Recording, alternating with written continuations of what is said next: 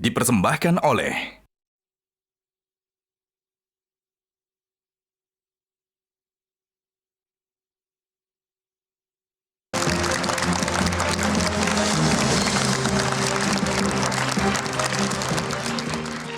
Pemirsa, kembali lagi di Kontroversi Spesial Indonesia Memilih. Kita sudah kehadiran Wakil Ketua Umum PKB, Gus Jazilul Fawait. Boleh kita berikan tepuk tangan?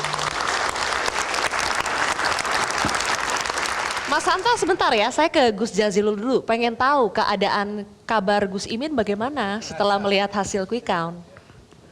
Gus Jazilul boleh digunakan mic-nya?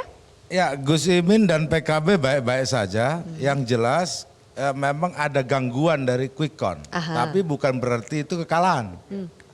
Hanya gangguan psikologi saja, karena kita menunggu nanti pada tahap akhir. Saya lihat begini, quick count apapun namanya, survei, exit poll, quick count itu perangkat ilmiah lah kira-kira untuk membaca keadaan, tapi belum tentu itu hasil akhir.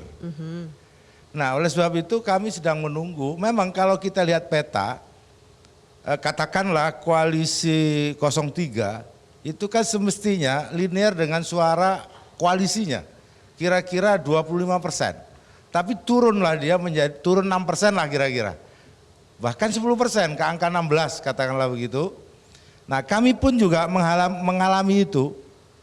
Kita dari Nasdem, PKB, PKS itu ke angka kurang lebih 29. Kita masih turun sekitar 4% tidak linear dengan angka koalisi. Ya. Nah, kami masih punya harapan nanti dari real count, mudah-mudahan kita ketutup dulu di angka yang sesuai dengan linear dari partai itu. Gabungan koalisi. Nah, makanya kami memang target awal 2 putaran dengan kira-kira menaikkan dari modal yang ada naik menjadi 5%, jadi 35. Tapi yang terjadi kalau lihat dari quick count itu kan kisaran 25, 26 kira-kira begitu.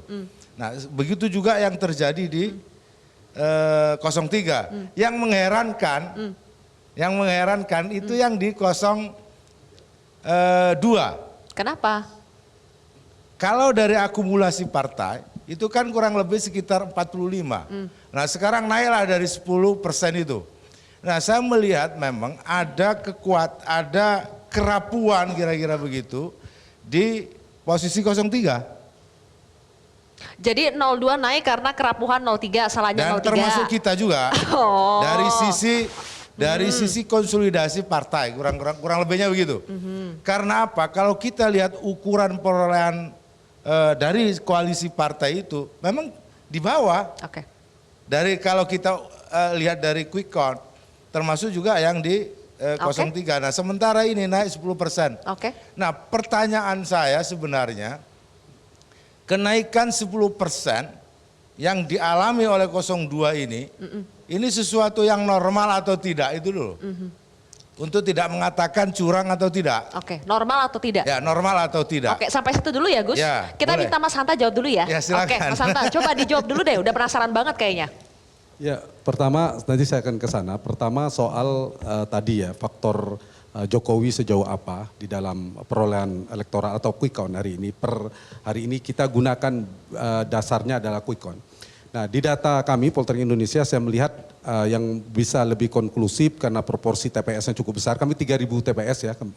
Nah, di 3 provinsi terbesar yang kurang lebih sekitar populasinya 47%. Kita lihat di Jawa Barat, Jawa Tengah, Jawa Timur. Hasilnya di Jawa Barat itu sekitar 60% di 02. Poin saya apa? Apakah ini faktor Jokowi? Sulit kita untuk jawab bahwa Jawa Barat itu faktor Jokowi. Pak Jokowi aja kalah dulu di Jawa Barat. Artinya Jawa Barat itu faktor Pak Prabowo berhasil mempertahankan basisnya. Kalau dia tidak bisa mempertahankan kemudian dimenangkan oleh Anies Baswedan, mungkin angkanya nggak sampai 50% karena Jawa Barat itu sangat tinggi, 17%-nya. Artinya ada poin Pak Prabowo tetap. Jadi tadi kata Bang Roni tadi ya, ini faktor Pak Jokowi enggak, dua-duanya kalau menurut saya. Yang kedua ada Jawa Tengah. Jawa Tengah adalah simbol Jokowi. Ya. Apakah bisa membayangkan Prabowo menang di Jawa Tengah tanpa Pak Jokowi? Sulit kita membayangkan malam hari ini, saya tidak mungkin. Kecil sekali kemungkinannya. Nah, itulah faktor Jokowi. Kenapa faktor Jokowi? Satu, approval ratingnya, tingkat kepuasannya relatif stabil. Yang kedua karena ada Jokowi Junior, Mas Gibran, wakilnya Pak wakilnya Pak Prabowo. Nah itulah menyebabkan faktor Pak Jokowi tadi itu di faktor yang kedua. Oke. Nah yang ketiga, provinsi besar yang ketiga adalah Jawa Timur. Ya. Inilah simbol rekonsiliasi tadi. Fusi, bahasa saya mungkin bukan rekonsiliasi. Fusi, penggabungan dua kekuatan besar. Istilah saya mungkin tidak berlebihan mengatakan ada dua raksasa politik elektoral. 10 tahun terakhir yang sangat kuat, 2014-2019, Jokowi dan Prabowo Subianto. Dan mereka bersatu. Di Jawa Timur itu menunjukkan kekuatan itu. Karena Baik. itu faktor yang ingin saya tegak. Ya, poin yang saya katakan ada faktor Prabowo, dua hal tadi. Oke. Dengan transformasi figur Pak Prabowo. Ya. Kemudian ada tadi figur tegas dan sebagainya. Jokowi dari sisi Gibran dan tingkat kepuasan. Karena Baik. itu faktornya faktor Prabowo, Widodo dan faktor Joko Subianto. Itu poin saya. Ditambahlah ada soal makan gratis, Ya. gimmick dan sebagainya. Baik. Yang kedua, saya ingin jawab pertanyaan Zilvia tadi dan menarik tadi Gus Jazilul juga peta kekuatan politik setelah ini. Memang ada fenomena sudah terbaca di survei soal split ticket voting di mana tidak linearnya pilihan seorang pemilih dengan pilpres dan partainya. Misalnya, saya rilis survei Jawa Timur seminggu yang lalu, menangnya PKB. Tapi partainya PKB, tadi cek Gus akurat apa enggak PKB menang Jawa Timur. Kemudian tapi pilpresnya 60% di survei kami yang dipublish itu adalah Prabowo Gibran. Ya. Dan temuannya memang PKB separuh pemilihnya ke Prabowo dan separuhnya ke Anies. Baik. Jadi ada split memang. Dia partainya orang Jawa Timur ya, yang NU itu dia partainya PKB, pilihan ke Prabowo. Tentu Baik. kita kalau bisa Jawa Timur banyak variabel. Nah itu satu fenomenanya. Yang kedua, saya ingin bicara dari sisi relasi ke depan ya. Kita harus lihat ke depan. Memang betul kalau dihitung berdasarkan quick count pileg poll tracking dan mungkin lembaga lain, saya sudah masuk hampir 80% pilegnya, itu benar 45% gabungan Gerindra, Partai Demokrat dan PAN itu kalau digabung 15%. Gerindra dan Golkar itu sekitar 30%. Kalau digabung 45%. Nah dari gambaran ini sudah jelas sekali 02 pasti sudah dipastikan akan merayu, mengajak untuk membuat cukup kekuatan di parlemen. Karena akan sulit ya. Ya. Dan saya ingat 5 tahun yang lalu saya pernah memprediksi.